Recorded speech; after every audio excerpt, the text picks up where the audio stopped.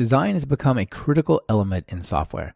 Back in the 90s, it was fine to produce and sell battleship-grade apps that worked but did not do much to delight.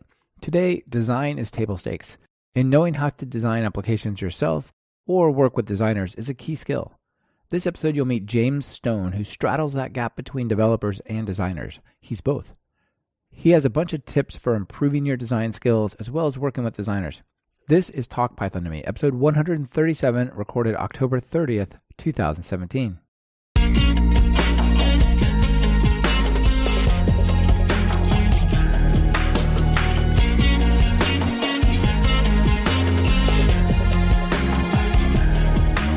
Welcome to Talk Python to Me, a weekly podcast on Python, the language, the libraries, the ecosystem, and the personalities. This is your host, Michael Kennedy. Follow me on Twitter where I'm at mkennedy. Keep up with the show and listen to past episodes at talkpython.fm and follow the show on Twitter via @talkpython. This episode is brought to you by Linode and GoCD. Be sure to check out what they're offering during their segments. It really helps support the show. Hey, James. Welcome to Talk Python. Hey, Michael. Thanks for having me. Yeah, it's great to have you here. I'm super excited to talk about design, web design, and general application design, because this is originally something that I found super challenging and daunting for me. And then once I really learned it properly, I felt like, wow, I have this whole wide world that's been unlocked. And now I have this power that a lot of people are afraid of, which I think makes it even better, the stuff you can do. So hopefully we can share that with everyone and a lot of your tips from your experience. Nice. Yeah, absolutely. So before we get into those topics, though, let's start with your story. How did you get into programming in Python? I have a funny story. I'll talk about really quickly how I learned to program.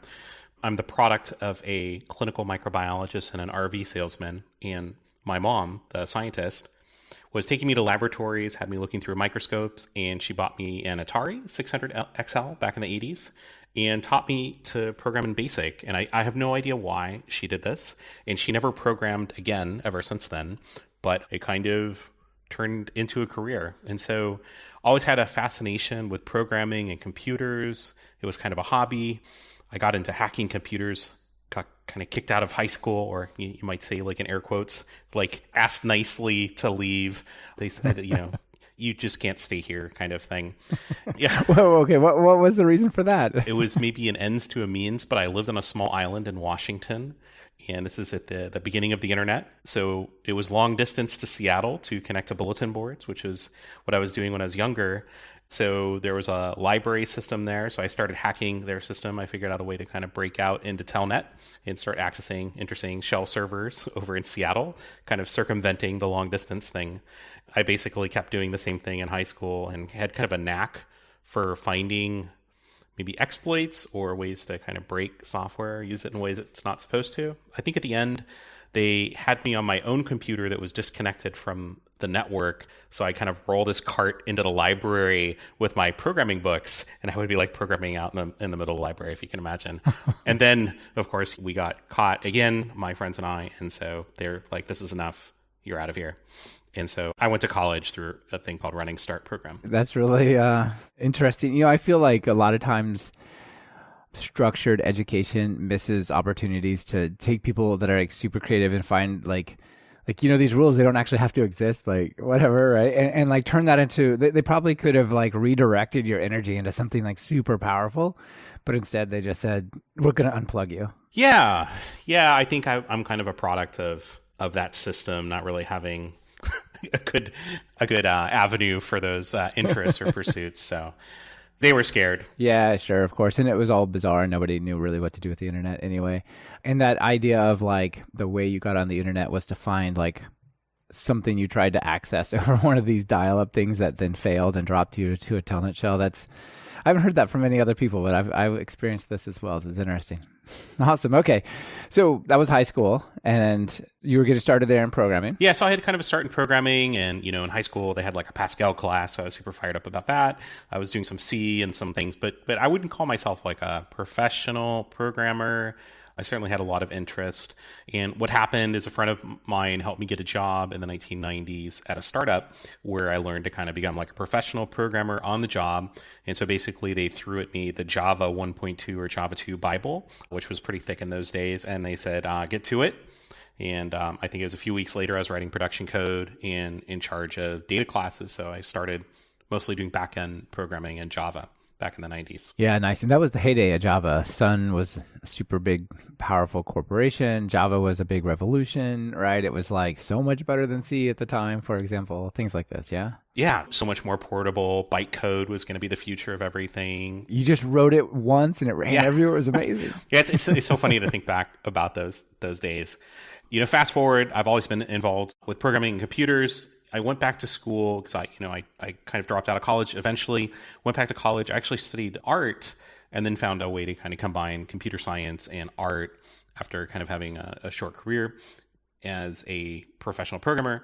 And so now I've coming from it from a little bit different angle.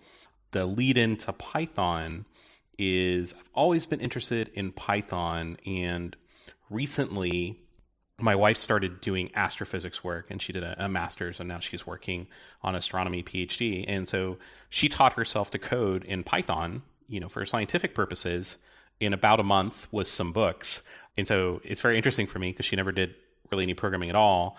And so now, I guess maybe because I have some affinity towards Python, I try to focus my projects into that. So when I have to do an API or something, Flask is my tool at hand. When I have to crunch some numbers or things, I find myself reaching for Python in those times. Oh, that's a really interesting story. Python has taken over astrophysics. I think so. I mean, I'm not that far in it. But from my observation, it's either that or the old school people. They're like, no, it's Fortran. Pretty hardcore, yeah. That's right. That's definitely a giant chasm between those two languages in terms of time and space. But yeah, like a lot of the APIs for controlling a lot of the major new telescopes that are going up are done in, basically the APIs for them are Python, and a lot of the machine learning stuff to discover a lot of the stuff in the visual stuff is Python. So yeah, it's really interesting to see that she taught herself that to get going there. Cool. That gives us a lot of what you've been, what got you to where you are today. But now what do you do day to day? What I do day to day now, I've got a little bit of a split life, but for most of what I do, I work as an independent design systems engineering consultant.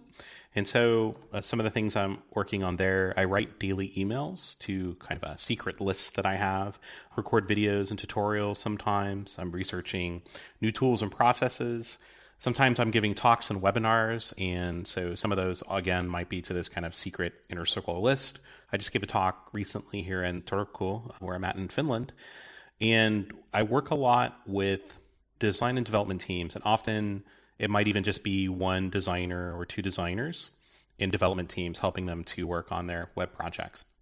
On the other side of what I do, I teach an assistant teaching professor at Penn State, and I teach an online course, which I'll put in quotes, but creative code is what we focus on, and it's teaching artists and designers how to program in processing, which is a simplified API for Java. Okay, cool. So like the creative code part is basically simplified coding for creative types. Yes. So if you've ever programmed in Java, you might have had to deal with its very heavy API. And so you end up with all this boilerplate to do very simple things. Not simple things, but do 3D OpenGL animation and having things render quickly, like a kind of a game style buffer. And so processing does this all for free, and you just use very simple calls like rect or ellipse, and then you can do those in 2 dimensions or 3 dimensions very easily. That's really cool. So the first thing that I want to talk to you about as our proper topic is this concept that I opened with, which is web design as a superpower, because I really honestly don't know what the breakdown of my audience is and how many folks out there say, yeah, I feel like totally comfortable as designing the stuff that I work on, or even interacting with designers on the stuff that I work on, right? Maybe people are infrastructure folks and like design is basically colored terminal. Maybe they work on web apps, maybe they work on other kinds of apps. But I feel like there's a lot of stuff in design that feels really scary and daunting. People feel like, oh, I'm not an artist. You kind of came from the programming side and then you studied art and then you came back. Maybe talk to us about that journey a little bit and where it got you to. Yeah, it's very interesting. And I can understand that apprehension a little bit from if you're an engineer and you've never done really any art, or you feel you're creative in certain ways, but maybe design and art are maybe not your forte, or you've never had experience. It can certainly be daunting because there's a whole nother language, and sometimes the way people are realizing things, it seems difficult to kind of get your head around what that is. But I'm a firm believer that creativity is something that everyone has, and also that art and design, and I think even music, is something that can be taught, or you might have perhaps an aptitude for it. But I don't think that in general, people are kind of like born an artistic design genius and that's it. Like they may have an aptitude where people have given the right kind of tools and resources to that person as they're developing. But I've seen all sorts of people, especially when I work at Penn State. I actually teach a lot of computer scientists, right, and software engineers. They take my course because they want to do something creative. They want to do something visual. And so that might be a little bit of a struggle coming in, but it's something that can be taught. It's something that can be learned. It's something that's accessible. Just like you've learned to program, right? You kind of have these little pieces that build upon each other. It's the same thing in design. And I think it's just a little bit different, perhaps, in the approach. It's more of a bottom-up approach than the top-down that we're maybe perhaps used to. But don't let design scare you if you have some interest in art. I totally agree with that. And like, how do you think people should get started? I mean, they can't, short of like, I'm going to just go back to school and do graphic design too. How is somebody who maybe like works on the web, but it doesn't really do the UI stuff other than just like get it in place and pass it off, right? What are a couple of steps people could take to really like get better at that? Yeah, to get better at design, I think, there's a couple things. One is if you start to recognize the patterns of design, like if you've worked with a designer and they say, hey, this is not quite right, it should be this, maybe asking the question why, like why is that not right? And so there's just like how we have variables and functions and all these types of...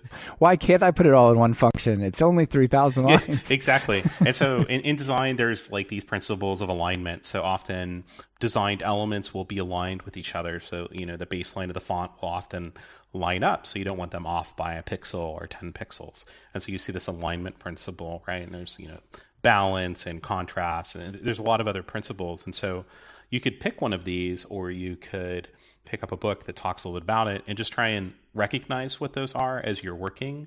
And then what I do, and I think maybe this is because I have a lot of experience with code, often I think about visual ideas in terms of code, especially when it relates to the web. So I jump very quickly from a sketch, for example, to like just building it out in code. Like sometimes I skip that whole using a visual design application. Right. Okay. Yeah. So you do your initial work with pen and paper or with the stylus type thing? Yeah. So in the past, it's been pen and paper with like Sharpies and like Copic markers.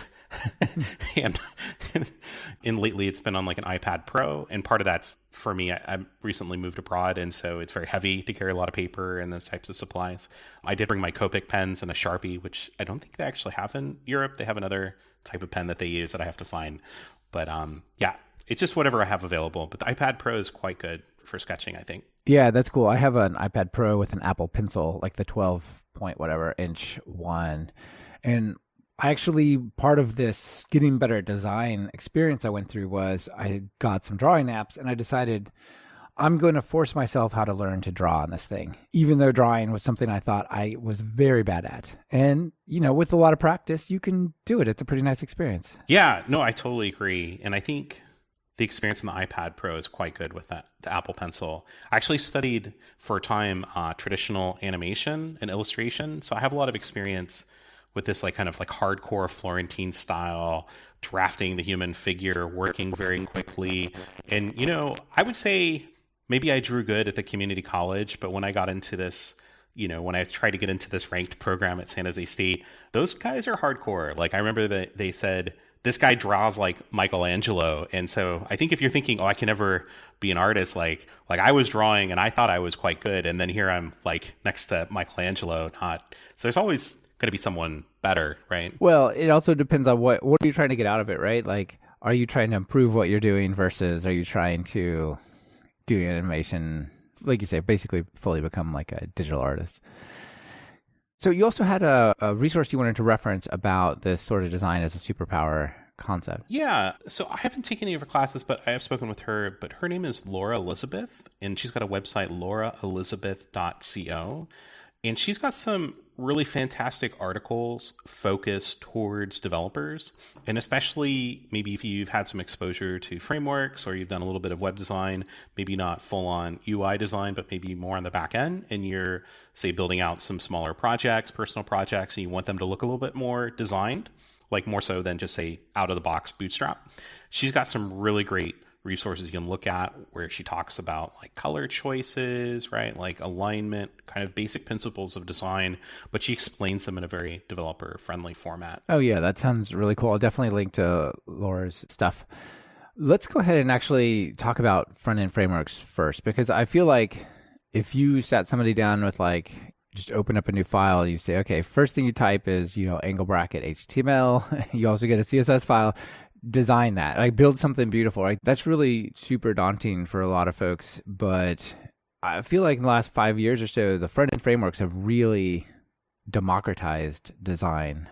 Not in the super high level sense, but like I can start from like 70% good with these front-end frameworks. So maybe tell us about front-end frameworks and some of the ones that are great. Yeah, so my exposure with front-end frameworks happened kind of like in the early days of responsive. And so this is kind of Zurb Foundation version 2, kind of Bootstrap 2, simple stacking and responsive. But I mean, what they've done for the web is I think nothing short of amazing, because if you find pretty much any website that was built before these existed, because I think they've raised the bar in design for the stuff that's hand-coded. It's like you look at websites, you're like, wow, this is like from the 1990s or from like the early 2000s. There's like these two big gaps. You can like really spot it. The site has a Y2K problem, but it's not broken. It just looks looks like exactly. it. I think, one, they take these design kind of patterns, they take these design trends, and they package them all up into an easier to use UI toolkit, you can just, instead of having to figure out how to create a button every time, because if you go like you're saying, right, and you're like HTML and you just start writing in some standard elements, it actually still looks a lot like 1995 or like the early Netscape or Mosaic if you don't actually spend the time to style it. And what the frameworks do is they kind of provide you a lot of how to get that reset in a much more modern way automatically. And then what I think they're also good for as a learning tool. So CSS, I think, is not that complex as a language, but there's a lot of complexity in like how you might use it to create visual effects. And especially when a lot of the things that we've been doing in the past, even the past few years, are kind of hacks, like float-based grids. And so there's a lot of kind of weird stuff that's not obvious. And so it helps you to learn those patterns and how people are creating things, because you can just view the source and use the inspector and learn how the components are being built. I think you're totally right on about that. And there's also some of the underlying things that you get that are just non-obvious. What you were touching on before about, the subtle color changes, the typography, the line spacing, the reset CSS so Firefox doesn't look different than Safari or, whatever, right? There's just so many subtle little things that you can kind of just take for granted rather than have to figure out how to do. And then it's down to using the widgets, that what people probably mostly think of when they think of these frameworks. I think that's what a lot of people are thinking, like these accordions and tabs and this kind of interactive, more, sliders and that kind of stuff. And that's certainly part of it. But yeah, a lot of it can just be CSS only. So until you get into some sort of interaction, which on the web is requiring, like when you click on something, you get some sort of reaction that's beyond the default of a button, which is a lot of things, obviously, but everything else is CSS only. And so that's really the JavaScript is just handling that interaction. There's a couple really popular ones. There's Bootstrap, there's UIKit, there's Zurb Foundation. And you're actually pretty involved with Zurb, right? Yeah, I'm pretty involved with the Zurb Foundation. Secret, don't tell them. I actually got started on Bootstrap back in the day. But sometimes people start on Bootstrap and they switch over, but they have a little bit different focus in their philosophy, and I think they're better suited to certain projects. Sure. My site's based on Bootstrap. I've done a lot of Bootstrap. Primarily, I've chosen Bootstrap because, well, one, it was pretty early, and the other, there's a lot of themes for it, so I go grab stuff for it. But I'd love to hear your thoughts on like the pros and cons of each, or like even just why Zurb is awesome over Bootstrap, things like that. Because this is a lot of times you have to choose that right at the beginning before you've even done a lot with it, right? And then you're kind of like, well, I'm not redesigning it now. It's done. Sure. I would say the reasons that you talked about are actually some of the great reasons to use Bootstrap. Bootstrap is probably the most popular framework by a very large margin, and it's very developer friendly. The reason is it looks really designed outside of the box. And also, like you said, there's these themes that you can just plug in. So if you want a little bit different visual style, you can either get a free theme or purchase a theme, bolt that on, and there you go. It looks a certain kind of way. And so it's very good if you're creating, like, I think an MVP, if you're creating kind of like your version 1.0, you don't have designers on board, or maybe you have designers on board, but you don't have the time to focus on like that much visual branding in the app. It's more about functionality and it has to look okay enough. Or personal projects, right? Or you do hackathons. Like, this is the perfect type of thing because you can just use Bootstrap and build upon it. And then I think, you can make some pretty moderate changes and restyle it, but the themes are really kind of probably the more powerful way that you can get closer to the visual style that you're looking for. Yeah, I totally agree. But how about Zurb? What's awesome about Zurb? If you liked how that sounded, Zurb Foundation might not be the right fit for you. I got into it. There's, I think, really two reasons people use Zurb Foundation. One of them can just be an aesthetic. Like, some people like this very minimal aesthetic of like the Zurb Foundation, unstyled kind of look. And there's certainly some people that are doing that. But the most important thing, and what it was actually designed for, is for strong visual brands. And so it's actually not intended to be used that way out of the box. In fact, if you're using it that way, this is probably what Zurb would call like a layout or a wireframe that's done in code. And so what's intended is you use the framework kind of like a wireframe, and it's actually, you have to create a whole set of design on top of it. So it doesn't have like these subtle shadows and gradients. It's expected that you're going to add all of that afterwards based on a professional design. So you take like a mock and translate it to this framework. Right. So it provides the foundational building blocks and the typography and all those things I was talking about. But instead of going, and it's basically done, you say Engelbrecht button. Maybe is it more of a framework for designers to go continue to build with than it is for developers to drop in and like keep doing their web stuff? Yes. I think it's much more a framework for designers because like the emphasis is on design. So if you're coming from like, say, your app or your marketing site and you have fully realized, radically different than Bootstrap visuals, right, for all the pages, and this is like how you're starting your process, and then you're trying to convert that, Zurb Foundation is going to be a better framework for you, whether you're a designer or a developer working on a team like that. Okay, cool. And are there some themes out there that you can go grab that people built, like landing pages, or is you're starting from the framework? Like, I know there's been some discussion on themes for Foundation, and like, don't quote me, but I think there are some themes, but I've never used them because my experience has been building out these websites that have like a strong visual brand to it. This portion of Talk Python to Me is brought to you by Linode. Are you looking for bulletproof hosting that's fast, simple, and incredibly affordable? Look past that bookstore and check out Linode at talkpython.fm/Linode, Linode. Plans start at just $5 a month for a dedicated server with a gig of RAM.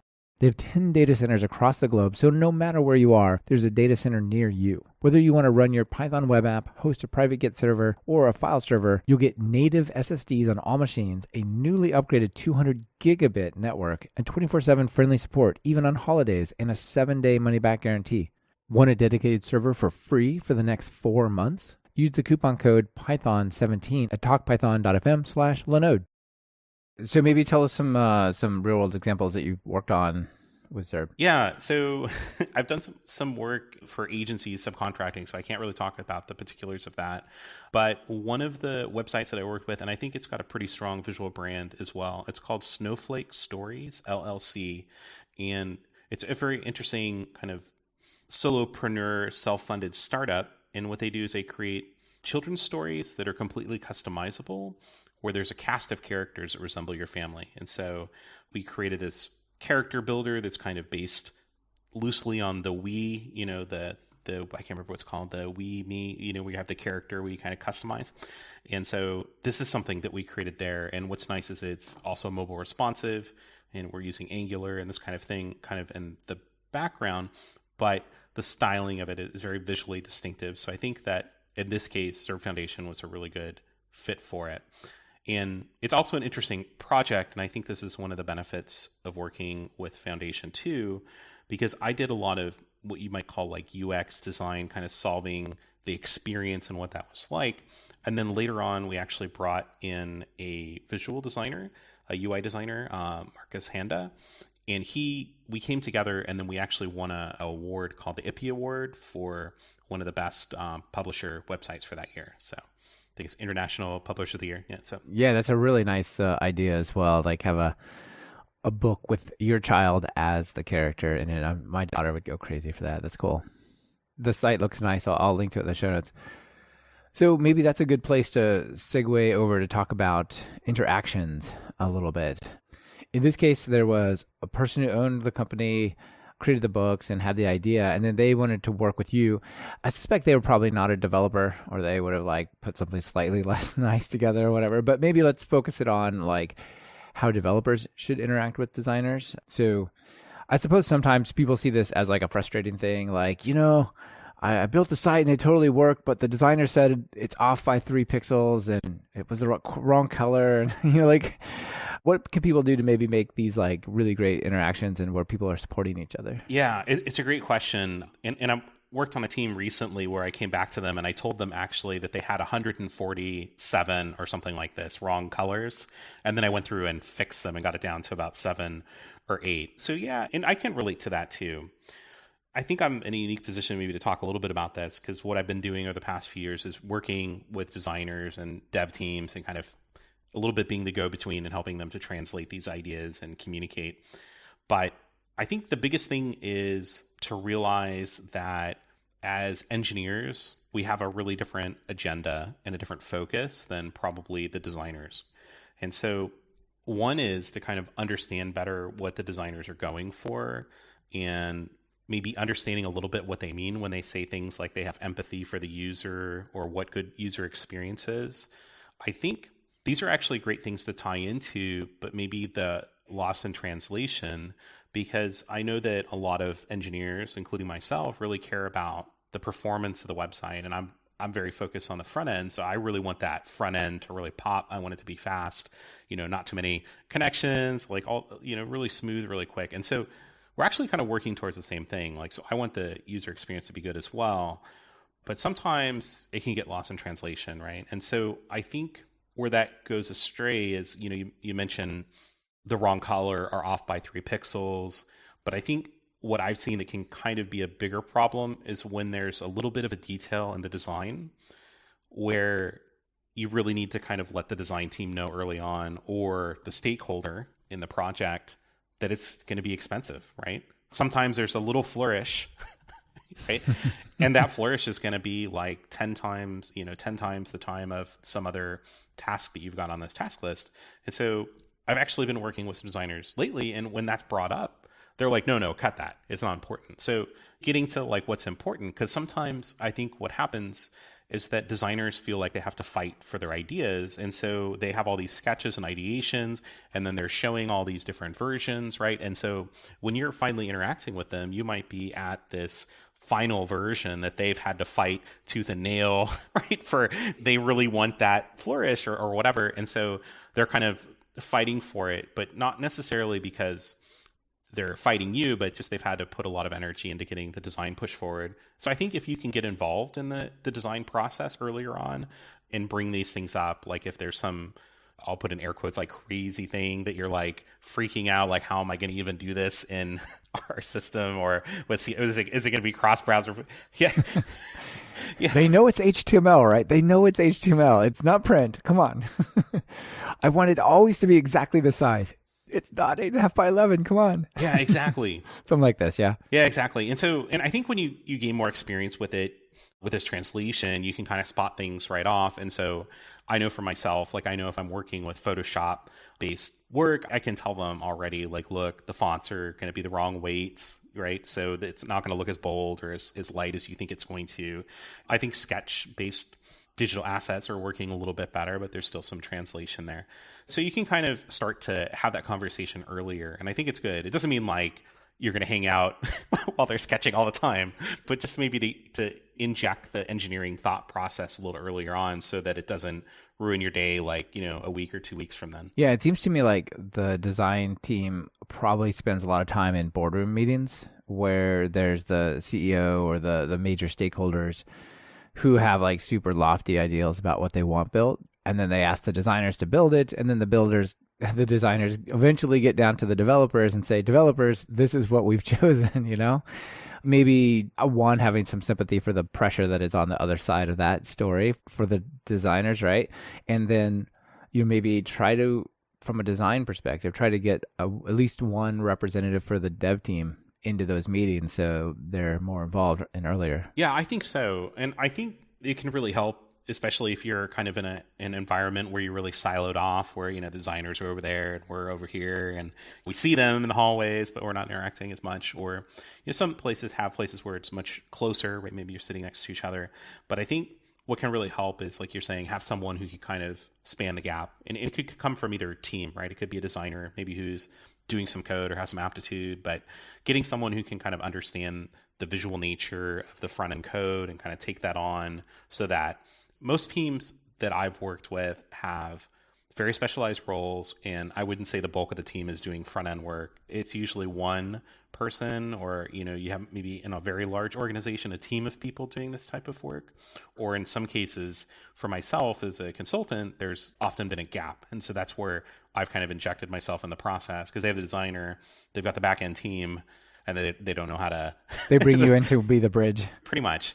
And so I think that's something that can be really quite useful, and just to get involved more in the process earlier on from both sides too. Designers should get involved, not telling you the nitty gritty of what you're doing, but like at least letting you know what's coming down the pipe, or this is what we're thinking. What do you guys think? This is going to take forever. Is it feasible? Right. How much do you want this? Are you willing to wait a month longer to have this? So you were touching on a couple of things there that I think are interesting. And one is this workflow with the design team and the dev team. The projects where it's worked a lot better for me, as being a team member on the dev side mostly, has been where the designers and the developers work more closely together. Maybe they share a GitHub repo, and the design sometimes at least is done in the CSS and in the app. And like where it's worked less well is where I've worked with people largely from a print background, where they're like, oh, we're not going to touch the HTML, CSS. We don't do that. What we'll do is we'll just give you this picture, and you can just make this picture. And I found that to be a lot less helpful. I'm like, well, I can have a picture of it. What I need is to actually make the HTML look like the picture. That's where it's super, super hard, right? Because that's where the rubber meets the road. And so it's one thing to draw a picture and say, I want this. It's another to like say, and here's how you get there. What do you think about that? I mean, there's this tension, right? Not every designer is a web developer, for example, but what do you think? Yeah, I think it's maybe in a lot of cases unfair to just tell designers, look, we need you to code, or we need the code. However, there's some more modern thoughts, right? And this might not be news to some designers or people in some circles, but there's some more modern ways of working on the web. One of them is this tool called Sketch. And it's not because it's an amazing drawing tool, although some people think that, but it's because it renders very close to what the browser is going to render. And if you are a designer and you understand how the web is built, and you understand how the grid system is going to be displaced, and you understand maybe a little bit about the box model, then you can create these beautiful designs that are very easy to hand off. And there's tools for that as well, right? There's a tool called Zeppelin.io. There's another one that I like lately called Simply, which is spelled in a very silly way, and I can't remember, so I won't quote it. Maybe that'll be in the show notes. And there's another one called Avocode, like avocado, but with code in it. And what these are, I like to call them automatic redlining tools. And so what you can do is you can load up that sketch file. The designer can do it, share it with the team, and you can just click on things and it gives you measurements between stuff. So for me, when I'm building stuff on the front end and I'm building out the CSS, like I need to click on an object. I need to know how far it is between the edges of the button, how far is it between the other objects, so I can add padding, spacing, and all this kind of stuff. I need to know the exact colors. And so they allow you to lock down the colors and name them. And so hopefully you're not naming them like purple haze or some crazy name, but it allows you actually as a designer to be a little bit more programmatic and think in systems, which I think most engineers actually appreciate if you're given a set of colors as variables that imply the use or explain the use. So this can be injected much earlier on. You can use a tool like this for measurements, makes the front end code easier for whoever ends up doing that. Maybe it's a designer, but maybe it's someone on the dev team. It just depends on who does it. Yeah. I really like the idea, especially of working within the constraints of like the CSS box model and stuff in the grid system, because I feel like that's where it gets really hard. It's like, I want it to go like this, but then you move it, it goes like this. You're like, but that's so hard in HTML, right? So you're kind of like, you're working with the same clay, not steel versus mud or whatever. And it's getting better, I think, with Flexbox and CSS Grid in terms of grid systems. Some of this is getting a little bit better and less hacked. But some things that I've done... You don't see that many tables as front pages anymore? Yeah. Yeah, I'm building all my websites, all with tables. They're all like this cut up Photoshop from the 90s, yeah, or 2000s. This portion of TalkPython Me was brought to you by GoCD. GoCD is an on-premise, open-source, continuous delivery tool to help you get better visibility into and control of your team's deployments. With GoCD's comprehensive pipeline modeling, you can model complex workflows for multiple teams with ease. And GoCD's value stream map lets you track changes from commit to deploy at a glance. Say goodbye to deployment panic and hello to consistent, predictable deliveries. We all know that continuous integration is super important to the code quality of your applications. Choose the open source local CI server, GoCD. Learn more at talkpython.fm/GoCD. That's talkpython.fm/GOCD. I think when you're coming at this, right, like you have to think about like what's going to be the most fluid process. Like how can you help the people on the other side? Like if you're a designer and you care about the design, like you want to hand this off in a way that's going to kind of carry over the design intent. Clearly, like we both, like you were joking, like I gave you the image, like just build it. Like it's so hard. And what I see a lot of from designers, hopefully there's no designers listening in, but they send me these beautifully rendered high fidelity mocks, which look just like the regular website. And maybe they're even in Sketch. So I'm like, awesome. I can use one of these tools and build it out even faster rather than having to, try and estimate measurements or get it close by eyeballing or taking measurements myself. Then they didn't do anything for the mobile or tablet and maybe even tablet. But it's like, so I'm placed in the position, and I obviously have some design background, and maybe this happened to you, where it's like you have to invent the whole mobile experience. And if they don't have a lot of experience of like responsive and how things are going to displace or stack on mobile or the box model, then it might be kind of a disaster. You might have to rethink patterns on mobile, and it might be quite difficult. And I don't know why, but they just like skip that whole part. Like it's kind of like the modern day version, I think, of just handing off the image. It's like, oh, the mobile, yeah, you just like put a hamburger menu on that. Exactly. Using that foundation, right? So you'll be fine. Exactly. Yeah, we're using foundation. It's responsive. It says responsive. It says responsive right there in the design. Yeah, I've had people say, this website's not responsive. I thought you were using Bootstrap. It's like, you have to employ the features of the thing that add the responsiveness to it, right? It's not just pixie dust you sprinkle on it, right? Yeah. And there's some patterns they're challenging too, like mega menus and that kind of thing. Like how does that work on mobile? Like that, it depends, right? Depends on what kind of crazy menu you've thought up in the first place. Yeah, for sure. Smaller, minimalist. That's what I say. One thing that you brought up is like having like named colors and things like that. Like, do you recommend that the dev team use something like Sass or Less, or one of these sort of more programmatic CSS super languages? I don't know what you really call them. I'm making that up. Yeah, I think it's a really good move, especially I think in two instances. One is where you're in a team environment where multiple people will be working with the CSS and making modifications to it. And the other reason why is when the project gets large for maintainability. I think Sass does a couple of things. So it is programmatic. Sorry, before we get too far, maybe not everyone knows Less and Sass. You want to just define that real quick for them? Yeah, sure. So if you don't know Less and Sass, or there's post CSS as well, but they're CSS preprocessors. And so what it allows you to do is use things like variables, functions, also allows you to create mixins, which are also kind of like functions that return CSS code in quotes.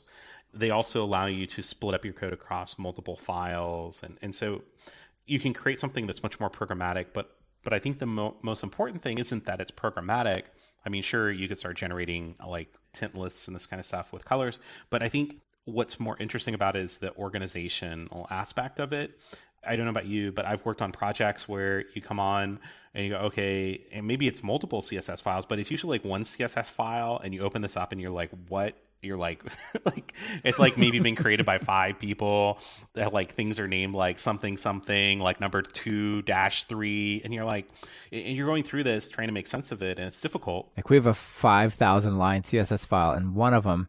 And why? Like, yeah, exactly. Like, why is this okay? Yeah, so I think that's a disaster because, like, how are you going to maintain that? Like, that's like opening up a single 5,000 line Python program that's not any sort of order. Like what are you going to do with that? Well, yeah, you know what I think is even worse, although I totally agree with the analogy, is a lot of times that file was started as like a 0-byte CSS file, was added to as the site or the app has gone through many prototypes and many phases, and features were added and then like canceled, but they're all still in the CSS. It's like the tree rings of growth of the app. And you don't want to take it out because you're like, well, what if that one part that is like in this obscure page was depending on that thing?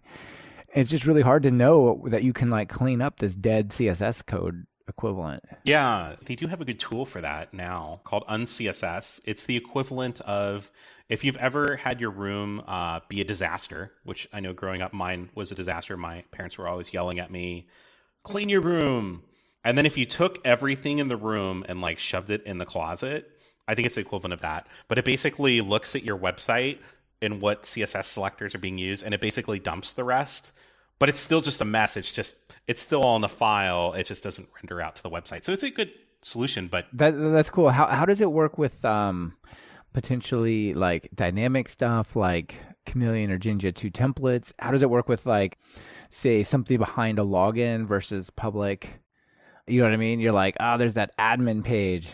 That thing maybe using it. Like, does it address any of that stuff? There are ways to configure it to address these types of things, but just like as you're sweeping things into the closet, like for me, I don't think it's a very elegant solution, right? Sure. And so then you're like, okay, like how can I program this to sweep more stuff into like the new things that are coming into the room or something?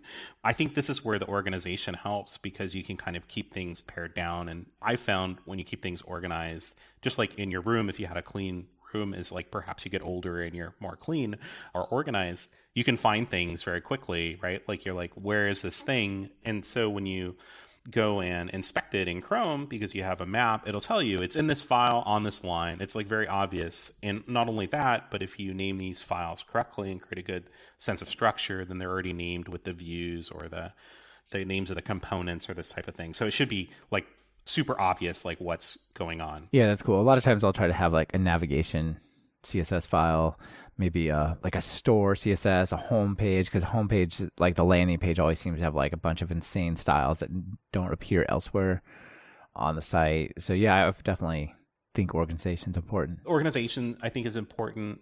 And then the programmatic nature of it, what it does is it allows you to maintain design consistency. And so as you might move towards a larger app or towards something where the visual design is more important, it's like really key. Like if you're using, like I'm working on a project right now where one of the brand colors is red. So it's, red in the logo. And so we use this branded red everywhere, but it's maybe not obvious to you if you don't have a design background that you're using the wrong red. And so this is, like I said, I went through like hundreds and hundreds of variations of those reds to kind of clean it up. And, you find this like pound, like foo, F-O, F00, this kind of red. And it's like, that's not the right red. And so and the other thing that's really nice with Sass or less, but I think a lot of people don't realize is you can create code linters to kind of prevent this type of behavior, this accumulation of things. So you can kind of create good practices and instill them in a coding conventions document, but also have them enforced or at least warned when they're running the preprocessor. Oh, wow. You could even like bring that into like a continuous integration workflow. Yeah. And you could either warn people or kick them out so that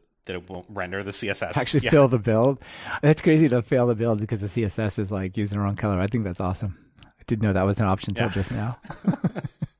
Sure. So maybe that's a good place to like touch on a few final things around methodologies. Like one of the things you've talked about is designers, developers working together using outdated methodologies that make it harder for them to do work together? They have to do a lot of rework. Want to give us some thoughts on that? I've been doing stuff on the web for quite some time, and I think like the old school way is, like you said, like the designers like huddle and come up with some crazy design and kick it over the fence, and then you're like, I know I've been panicked. I remember I used to work at Pulse Magazine. It was a magazine put out by Tower Records, if you can remember back then when they were still around. Like music, when it came on a physical thing, you carried it around? Yeah, it was like all like on CDs and this kind of thing. And so I worked at a music magazine, and I remember the creative director came up with this design, and this is back in the days of tables, and he had this like thing that would overhang, like a flourish that would overhang the rest of everything else underneath it. And I said, this is going to be so difficult to make. And I like kept, like this whole kind of argument, and he didn't buy it at the time. But this is like the thing, like kicking it over the fence, and like developers, you're going to have to struggle and make it work or else, right? Or this kind of argument that goes on. So if you've been in that position, it kind of sucks. But there's newer ways of working, I think, than just like kicking it over the fence and then developers just trying to build it by some sort of weird ways. And part of that is, one, there's this idea of design systems, and this is kind of like a big area. But there's kind of two parts of a design system that I think could be really useful for anyone who's approaching a large project, a redesign, some sort of like major changes. So like not like you're building the app day to day, but like you're going, like maybe you hire an agency or something like that, and it's like a radical redesign. And so those two things that I think you can really gain, which could become a great part of a design system, is creating front end code in isolation. So you talked about building it kind of integrated into the back end, and so making sure you can kind of make tweaks on the color and all that stuff, and then you can see it live. I'm actually advocating a little bit the opposite, but only in the case of redesign, but to create the layouts and the patterns in a simplified form so you can kind of share with the other developers what they look like and they can see it. Are you suggesting they create that in HTML and CSS, or that they create that as like a Photoshop type of graphic? Put a little structure on that. I'll be quite specific. I wouldn't advocate just using like static HTML and CSS. And so what I would say I am an advocate of is, if you're going to build front-end code starting from a framework, if you haven't already, because why reinvent the wheel? Why do all that cross-browser testing? Like grab Bootstrap, grab Foundation if it's more appropriate, and use that. And then with these projects, especially with Zurb Foundation, there's all this front-end tooling that comes with it. And so Zurb Foundation comes with this really interesting thing called the Zurb template. And what it is it's a bunch of tooling that Zurb used to use internally, but that they open sourced as an agency. Now, what they do is very interesting because they build different websites for different people, right? So last time I heard, they produce something like 100 per year, which is kind of crazy. I think that's like one every 3 days, like a new website coming out. And one of the things that they do is they produce front end code for these clients. They don't just produce, like you're saying, the here's the image, build it. And so it's very interesting. So this is what they do as an agency, and they're working across a lot of different industries with a lot of variation in the visual design, the visual branding. And so they've actually created their own internal toolkit to help them with that problem. And so that's what this is. And it's basically a static site generator similar to Assemble, with some helpers that are specific for front-end prototyping that make the process really quick. So like when you need to repeat things, like you have a bunch of images and you're like, I need 25 images, you just repeat it 25, so you don't have the pattern repeated a bunch of times in the HTML. It has partials, which are great because if you're building it with the intention of handing it off to a team, for example, like a Django team or whatever, you can understand like what kind of partials are they going to use on the back end. You can build it in the same way, the front end code, so it'll resemble that when you're looking at it. And then it also has this tooling for the Sass build, which has auto prefixer, and it could have uncss and other things, but you can build things really quick, live reload them in the browser, and it's super fast. And so this is how I build front end code. But the other part of it, it's also got a thing called Style Sherpa, which will help you to build a living style guide, which is basically this set of documentation. So if you've used Bootstrap, if you're not familiar, go check out the Bootstrap website, their documentation. It's fantastic. Check out Zurb Foundation, look at their documents there. Like, how do you use it? This is what Style Sherpa does. You just put basically a code snippet in a specialized markdown format with code fences, and you call it HTML example instead of using just HTML. And what it does is it'll go and render out the live code in the browser and then have like a copy and pastable version right below it. And so you get the same kind of automatically built style guide that you would get from Zurb Foundation, pared down a little bit. but specific to your project. I think this is a great set of really concrete things that developers and any designers who happen to might be listening to this episode as well can take and use. So it feels like we've come a long way in the last 10 years, starting with these sort of front-end frameworks, but also in the development world, we kind of moved, I'd say around the year 2000, and all this agile stuff that was going on and whatnot then.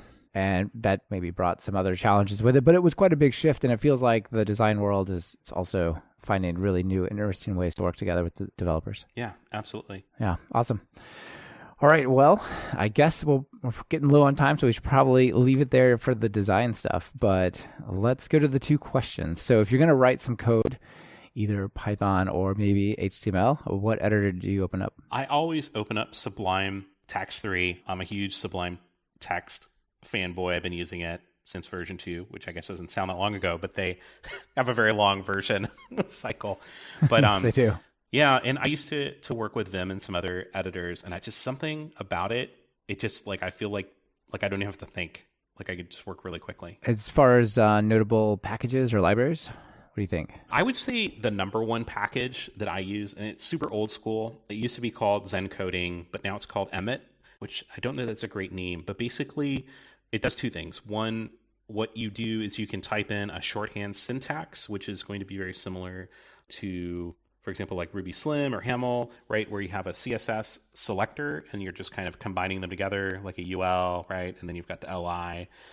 And then you can multiply. And so you can build these structures really quickly in HTML. Let me give a concrete example where people are listening if they haven't seen this, because it's really awesome. So imagine you want to create like a unordered list of 10 items and you're in a static editor. You could type left angle bracket, UL close, left angle bracket, LI close, and hopefully your editor at least closing those tags for you. And then you could copy and paste it, or you could just say UL angle bracket, LI star 10 tab, and it goes boom, and it just expands them all out, right? Exactly. And it's like, I think the first time when you do something that's complex and you see the speed of it, and you're like, wow, this is like magic. And I think the thing that it also prevents is like messing up on not closing the tags or using the wrong closing tag or these little mistakes. And I think when you're using these frameworks, you start to have pretty large structures like this, especially like the unordered list with all the line items and all this kind of stuff.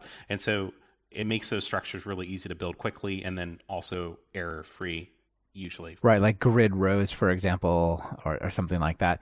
And you can mix in CSS. So you could say, like, if you wanted the unordered list to be products and the items to be product as CSS classes, you could say, like, UL dot products greater than li dot product star 10 and tab, and it would put all those classes on the elements as well, right? One thing, maybe, I'm not sure if it's because I do design or because I do code, but I really like, there's a lorem tag you can throw in there too, and it just fills it with lorem text. But it's even better than that because it's programmatic, because you can say like lorem 10, it gives you 10 words of lorem, but you can say like lorem 1, but you know how you're saying you can use the asterisks to multiply out. So what you can do, it'll actually give you different lorem text for each of those items. So if you're building a menu, it's fantastic. That's awesome. That's like the lorem ipsum sort of meaningless text to just fill in stuff that those stakeholders don't look at it and go, whoa, but it's not supposed to say there. Get that reader. It's not what it's going to be there. This is just filler. So like lorem ipsum is that thing. Do you know about hipster ipsum? Hipster ipsum. No. What is that? It's hipsum.co. It's the same thing as lorem ipsum, but it's hipster speak. That sounds fantastic. It's fantastic, man. It's beautiful. Here, maybe I'll read you a little, like if I could just pull it up here. Let's just do it. It says, shabby chic aesthetic subway tile, Pabst Affogato Dreamcatcher Narwhal. It just goes on and on. It's beautiful. I've been starting to move towards the hipster ipsum lately. Nice. Maybe we should fork Emmet and integrate the hipster ipsum in there. We definitely should.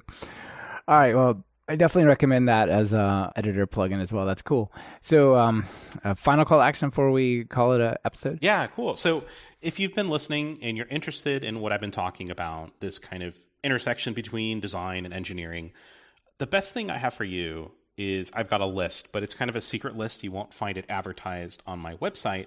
But what I do have is I have a free email course where what I do, like these 2 big wins I talked about, using the front end code. And so if that sounded compelling to you, or creating the coded style guide, you can learn how to do that at designsystemscrashcourse.com. But more importantly, after you're done with the course, you'll get on this kind of internal insider circle list that I've got. And I send emails out daily and I talk about this stuff all the time, like how to use Grunt and Gulp, and like how to build code, how to work with Sass, like how to make sure colors are consistent. And so if you've got that kind of like design twinkle in your eye or in the back of your head, like it might be something you might want to check out. designsystemscrashcourse.com. But I also have something else, because I know this is a Python show and I wouldn't want to leave empty-handed. I did a lot of searching on Zero Foundation and Python, and I thought, wow, this sucks. There's a lot of confusion and people trying to integrate frameworks and not knowing what to do. And there's some packages that have gone stale. So I'm putting together a resource for using frameworks with Python. And so I'm going to talk about the major ones: Bootstrap, Zero Foundation, and UIKit. And so if you're interested in any of those 3 and you haven't been using them in your current projects, I'm going to put together a resource there for you so you can get started with it very quickly. All right. Yeah, I'll link to both of those in the show notes so people can check them out. James, it's been great to have you on the show and really enjoyed this design-focused conversation. Yeah, thank you. Thanks for having me. You bet. See you later. This has been another episode of Talk Python to Me.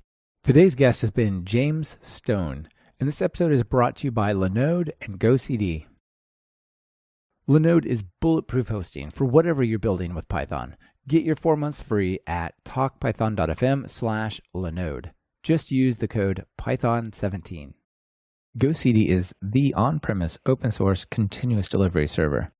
Want to improve your deployment workflow but keep your code and builds in-house? Check out GoCD at talkpython.fm/GOCD and take control over your process. Are you or a colleague trying to learn Python? Have you tried books and videos that just left you bored by covering topics point by point? Well, check out my online course, Python Jumpstart by Building 10 Apps, at talkpython.fm/course to experience a more engaging way to learn Python. And if you're looking for something a little more advanced, try my Write Pythonic Code course at talkpython.fm/Pythonic.